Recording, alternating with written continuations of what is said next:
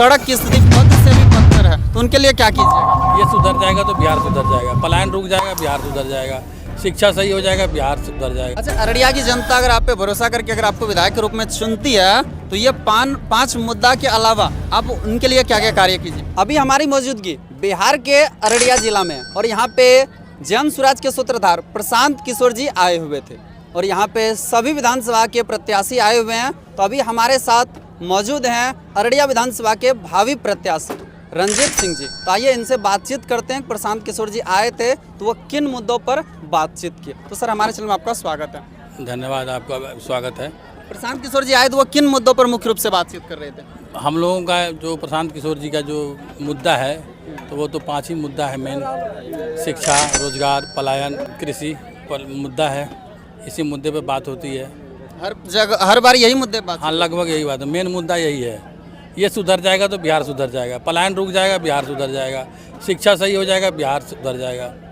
अच्छा, अररिया की जनता अगर आप पे भरोसा करके अगर आपको विधायक के रूप में चुनती है तो ये पांच मुद्दा के अलावा आप उनके लिए क्या क्या कार्य कीजिएगा? मैं गांव का जो विकास है वो पशुधन पर है। मैं पशुधन के लिए काम करूंगा। पशुधन मतलब जैसे गाय भैंस के लिए, जैसे वो आर्थिक आधार है गांव का, किसान का आर्थिक आधार गाय भैंस है। हम उस पर ज़्यादा फोकस डालेंगे।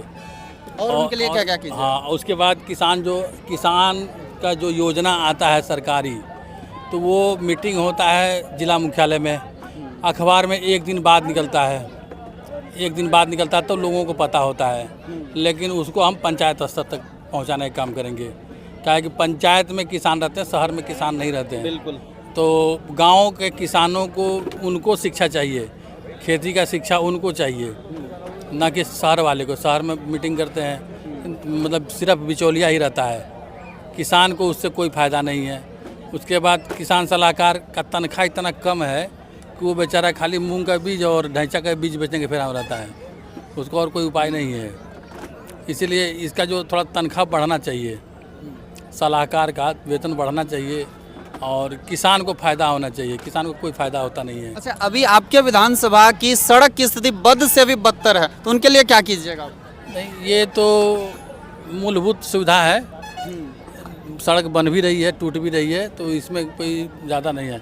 और सड़क और पुल पुलिया को विकास नहीं करते। जब तक गांव का लोग विकास नहीं होगा, गांव के किसान विकसित नहीं होंगे, तो जब तक उनकी आर्थिक स्थिति नहीं बनेगी तब तक वो विकास नहीं कहलाएगा। चाहे आप पिच रोड बना दीजिए, हवाई अड्डा बना दीजिए, ये तो मेन मुद्दा है। उसके बाद फिर शिक्षा के क्षेत्र में देखेंगे तो हम लोगों की सरकार बनेगी यदि, तो मतलब अच्छे स्कूल का प्रत्येक प्रखंड में एक स्कूल होगा, तो सब स्कूल के लिए देखेंगे। अच्छा, जन स्वराज अगर आपको टिकट देती है तो आप कितने वोटों से विजयी हो सकते हैं? नहीं, ये तो जनता बताएगी। जनता ही बताएगी। हम नहीं जीता, जनता जीतती है, कोई प्रतिनिधि नहीं जीतता है। हमने अपना उम्मीदवारी डाला, जनता जीतेगी या हारेगी, जनता जीतेगी।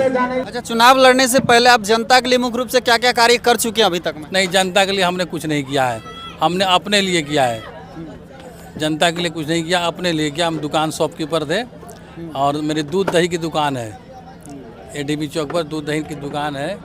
और प्रशांत जी के नीतियों पर मतलब थोड़ा विश्वास हुआ और उनके वचन के अनुसार, जैसे गांव के लोगों को हम टिकट दे सकते हैं, ईमानदार आदमी को दे सकते हैं, तो इस हिसाब से उसके लिए जाति आधार नहीं है, आर्थिक आधार नहीं है, इसलिए हमने भी इसमें कूदा है, अपना उम्मीदवारी डाले हैं। अब वो निर्भर। अच्छा, आपका दुकान है, आप व्यापार अच्छा कर रहे थे, फिर आप राजनीति में क्यों प्रवेश किए? नहीं, राजनीति तो सबको करना चाहिए, राजनीति में सबको आना चाहिए। राजनीति में आने का मेन मोटिव क्या? जनता का सेवा करना या पैसा कमाना? नहीं, पैसा कमाना नहीं। पैसा कमाने तो पैसा कमा ही रहे थे, पेट भर रहा था, लेकिन पैसा कमाना कोई मुद्दा नहीं है। जनता का सेवा हाँ जी, आप मेरा एज 58 साल हो गया, इसलिए अब पैसे की हवस नहीं है। पैसा का हवस लोगों का होता है मतलब 30-32 साल में। हम अपने जो हमारा जो लायबिलिटी था, लायबिलिटी ख़त्म करके हम राजनीति में आए हैं। अपना सारा दायित्व खत्म कर? जी हाँ, मेरा बेटा हमारा पढ़ लिख लिया, मतलब BA पास BSc कर गया है, बेटी भी पढ़ रही है, तो लगभग दायित्व खत्म है, पढ़ने लिखाने का दायित्व खत्म है। तो यहाँ तक देखने के लिए आप सभी का बहुत बहुत धन्यवाद। वीडियो को आप लोग ज़्यादा से ज़्यादा शेयर करें। बाकी अगर आप रंजीत जी को सपोर्ट करते हैं या आप जन स्वराज को सपोर्ट करते हैं तो कमेंट बॉक्स में अपनी राय जरूर दें। जय हिंद, जय भारत।